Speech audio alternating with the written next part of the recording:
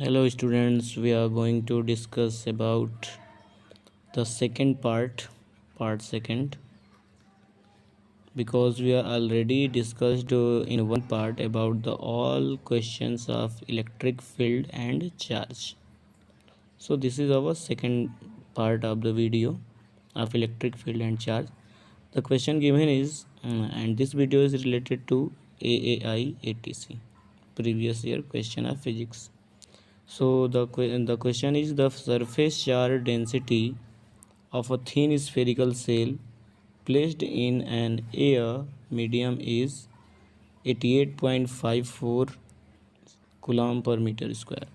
So here surface charge density is given 88.54 coulomb per meter square, and the intensity of electric field measured 12 millimetre outside the cell, यानी R की value जो है that is 12 centimetre outside the cell from the centre of the cell is, यानी electric field is की value given है यहाँ पे कितनी है 5.625 और इंटू 10⁻12 न्यूटन पर कूलम, 12 न्यूटन पर coulomb. So we have to find the radius of the thin sphere. तो यहाँ पे जो ये थिन स्फेयर है, ठीक, इसका रेडियस सपोज कर लेते हैं आर है, लेकिन इससे 12 सेंटीमीटर के, इसके सेंटर से 12 सेंटीमीटर के डिस्टेंस पे यहाँ पे एक पॉइंट पी है और जिस पे इलेक्ट्रिक फील्ड की वैल्यू ये गिवन है, और हमें यहाँ पे इस आर की वैल्यू कैलकुलेट करनी है, और इसके सरफेस पे जो डेंसिटी है वो सरफेस चार्ज डेंसिटी ये दी गई है. तो इसको कैलकुलेट करने का तरीका क्या है? इसका कैलकुलेट करने का तरीका जो है वो ये है कि ई इक्वल्स टू हम जानते हैं तो होता है KQ/R². सो ये जो R होगा, ये R जो है ये 12 सेंटीमीटर का डिस्टेंस, 12 सेंटीमीटर नहीं है, मिलीमीटर है, 12 मिलीमीटर. ठीक, तो यहाँ पर सबसे पहले चार्ज, सरफेस चार्ज डेंसिटी हम लोग जानते हैं Q जो होता है वो सिग्मा इंटू A होता है, और सिग्मा की वैल्यू गिवन है और A की वैल्यू हम लोग कंसिडर करेंगे 4 pi capital R square. Capital R square इसलिए क्योंकि इस स्फेरिकल सेल का जो रेडियस है वो R है. ठीक, तो ये जो वैल्यू हमारी मिलेगी यहाँ पे, ये वैल्यू हमें इस तरह से फाइंड करनी है कि E की वैल्यू गिवन है यहाँ पे क्या 5 × 625 × 10⁻12 इज इक्वल्स टू K की वैल्यू 9 × 10⁻9, एंड Q की जो वैल्यू होगी वो हो जाएगी हमारी, सिग्मा की वैल्यू कितनी है 88.54 और कूलम पर मीटर स्क्वायर दिया है, चलिए ये तो कूलम पर मीटर में है, और इनटू ये 4 पाई R² हो जाएगी, 4 पाई R², और डिवाइडेड बाई हो जाएगा हमारा यहाँ पे स्मॉल r यानी 12 × 10⁻³ और इसका हम कर देंगे यहाँ पे स्क्वायर.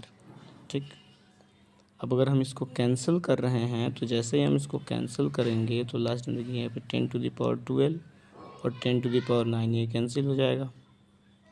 अब ये हो जाएगी हमारी वैल्यू 5.625, ये हो जाएगी 9 × 88.54 और इंटू 4 पाई R² और डिवाइडेड बाई यहाँ पे हो जाएगी हमारी वैल्यू 12 × 12 और 10⁻⁻6. ठीक, यहाँ पे 10 हमारी 10 अभी 3 होगी. अब देखिए ये 3 से ये कैंसिल हो जाएगा 4 टाइम्स में, इसको भी अगर हम 3 से इसको भी कैंसिल करें तो ये भी 4 टाइम्स में कैंसिल होगा. 2 से ये कैंसिल हो जाएगा आपका 44.27 टाइम्स में. ठीक, अब इसको जब हम पूरा का पूरा जब हम कैंसिल करेंगे तो यहाँ पे जो हमें R की वैल्यू मिलेगी वो मिलेगी 9.0 मिलीमीटर. इस तरह से कैंसिल करने के बाद ये हमारा आंसर आ जाएगा. थोड़ा सा कैलकुलेशन करना पड़ेगा but you have to solve it.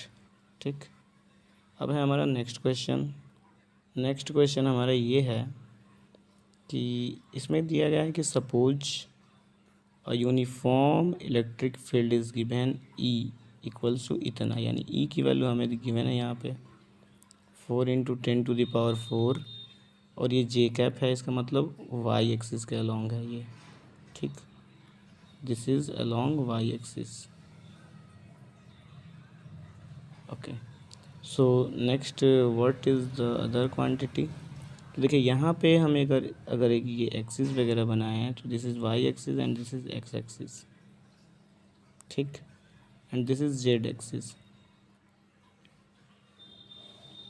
अब यहाँ पे वाई एक्सिस के अलोंग हमारी इलेक्ट्रिक फील्ड है और हमें यहाँ पे इस क्वेश्चन में बोला गया है then the flux of this field through a square of 20 centimetre on a side whose plane is parallel to the X Y Z, यानी एक्स जेड प्लेन बोला, ये जेड प्लेन है.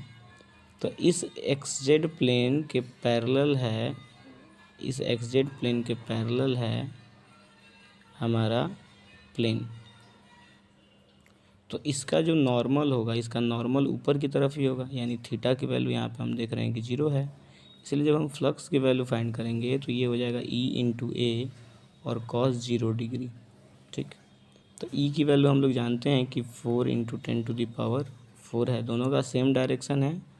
जे कैप इधर भी है, एरिया वेक्टर भी ऊपर की तरफ ही है, इसका भी जे कैप ही होगा. तो ये 20 सेंटीमीटर है, तो इसका एरिया अगर फाइंड करेंगे तो ये हो जाएगा हमारा 20 इंटू 20, और सेंटीमीटर है तो 10⁻² का स्क्वायर करेंगे तो 10⁻⁴. तो इससे ये कैंसिल हो जाएगा, 2 2 जा ये 4 होगा, 4 में 4 से मल्टीप्लाई कर देंगे तो ये हो जाएगा हमारा 16, यानी 1600 न्यूटन मीटर स्क्वायर पर कूलम स्क्वायर. ये वाला हमारा आंसर करेक्ट होगा. So now we are moving to the next question. So there will B